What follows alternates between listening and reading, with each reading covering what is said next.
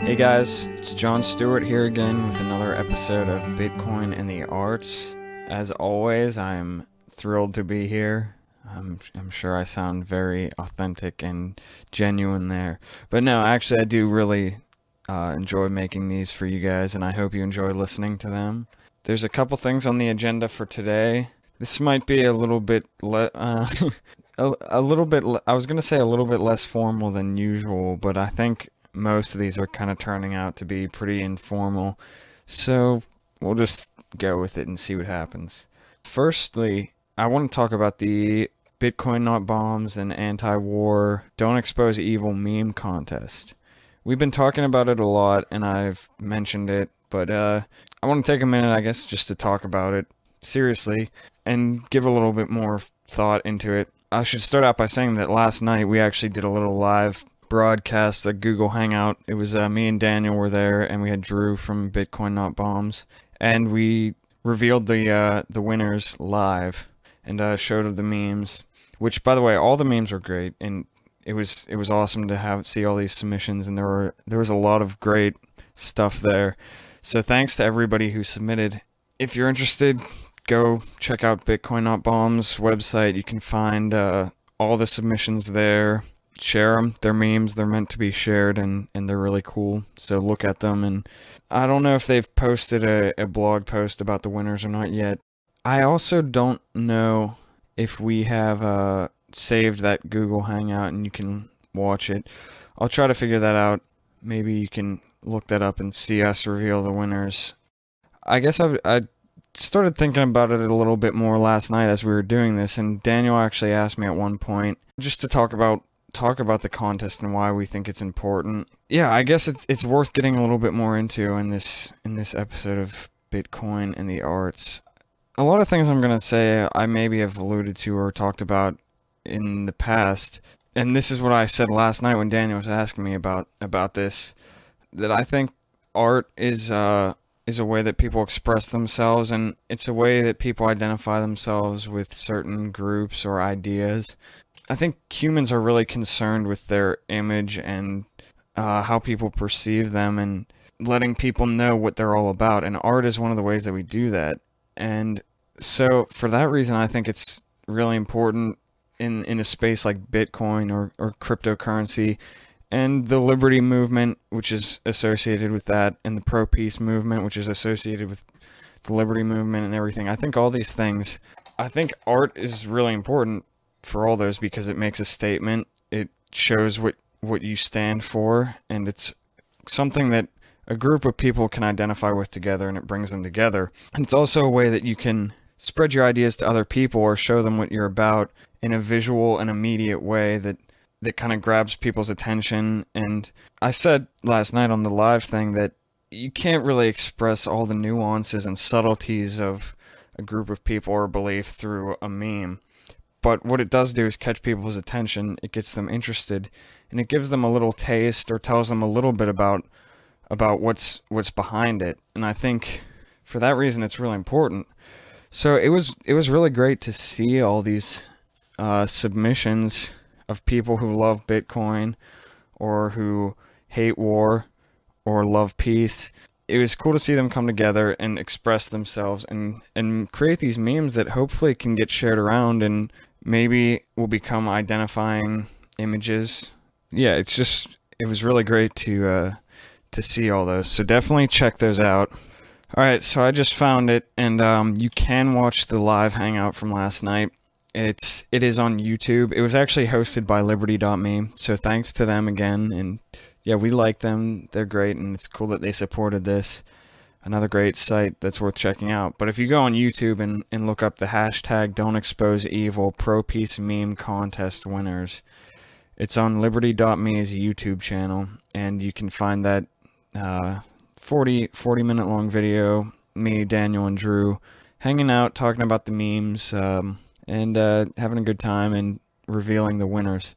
So yeah, if you're interested, check that out, and definitely look for those memes and spread them. We're probably going to be tweeting about them a lot in the coming days and weeks. Like I said, I think things like this are important for movements and groups of people and ideologies. And I think especially with the internet, memes are a huge thing right now. We kind of have a fast-paced, disposable culture right now, I think, in a lot of ways. You can trash talk memes and say that they're kind of a low form of art, or that they are, like I said, disposable and kind of just cheap little things that people throw out. But some memes have lasted a pretty long time, and I don't think there's anything inherently wrong with things being disposable or cheap or kind of just pumped out. That was kind of a thing with Andy Warhol. You know, he was mass producing art, making a statement by doing that.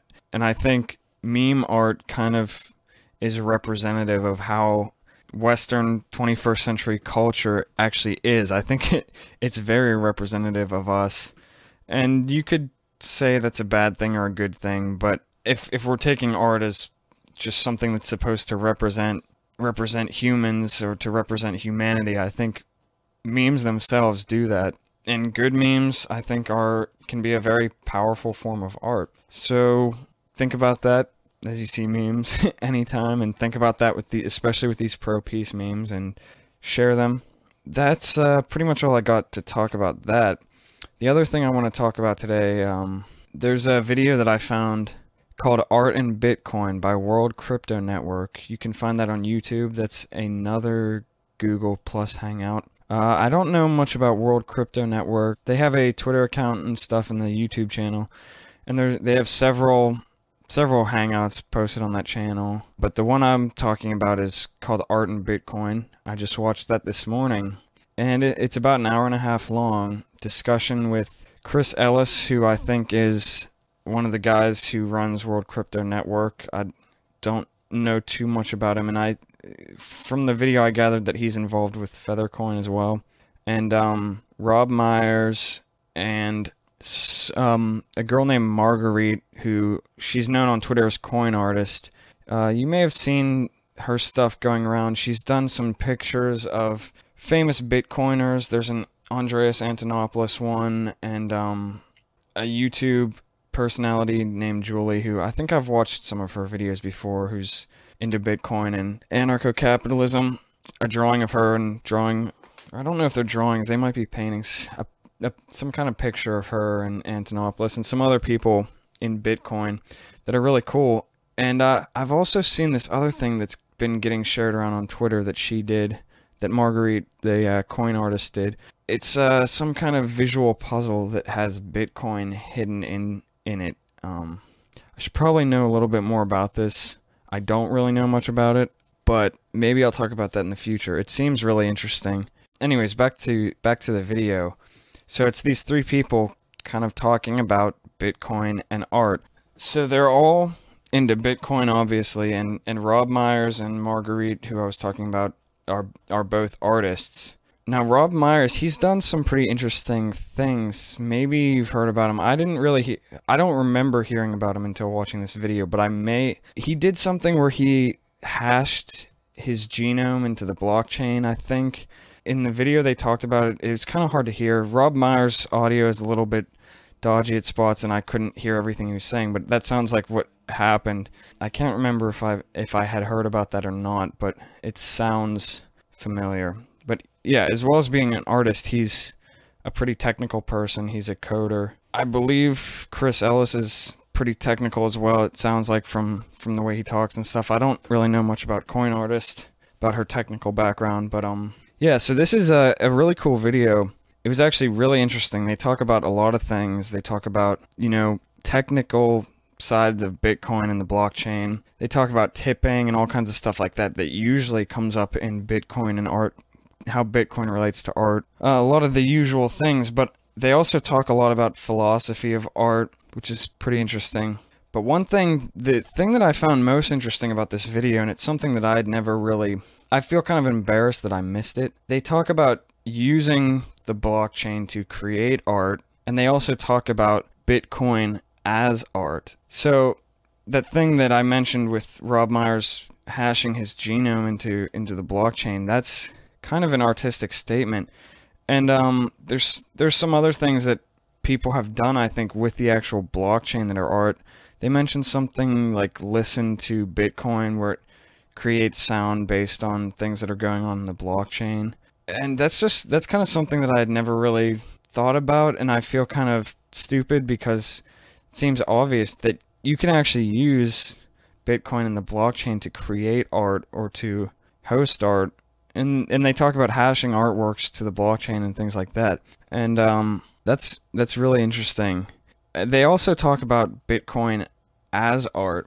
I've been learning a little bit about computers and coding and stuff. I don't claim to be any expert, but I've been trying to learn more about it because I think it's really interesting, and being into Bitcoin has made it even more interesting for me, and it's also really useful. But as I learn more about it, I'm realizing that programming can be quite an art form, and things like Bitcoin, where it's so new and interesting and revolutionary, I think Bitcoin itself is an art form, and like I said, I feel embarrassed for not having really considered that until watching this video. One of the things that Coin Artist says at one point in the video too, that I thought was really interesting and related to this idea of Bitcoin itself actually being art, she was talking about altcoins and how because they have lower risk and stuff, they're able to experiment more, and that is an art form. That altcoins are kind of like this expression of people's ideas and their creativity. It's a way to try out new things with lower risk and maybe look forward to the future, which is something that art does a lot of times.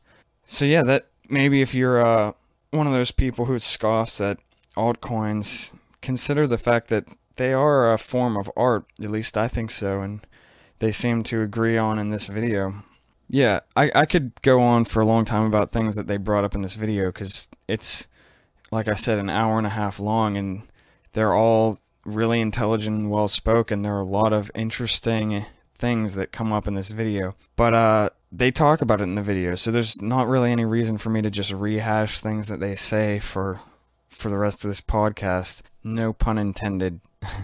I brought up a couple of things that really struck me and that I thought were interesting, but you should definitely, if you're interested in this kind of stuff, definitely check out that video. It's called Bitcoin, or Art in Bitcoin, on YouTube, on the World Crypto Network YouTube channel. Yeah, and look into Rob Myers and Coin Artists, their stuff too, and check them out, because I think they're doing some really interesting stuff, and I think we need more artists in Bitcoin. I mean, we talk about how we want widespread adoption of this. Well, I think art is something that helps people get into things, so it's important for that reason, and I think we need more people like them in Bitcoin. That's all I got for today. I hope you enjoyed it, and I hope you come back next month for my next installment of Bitcoin and the Arts.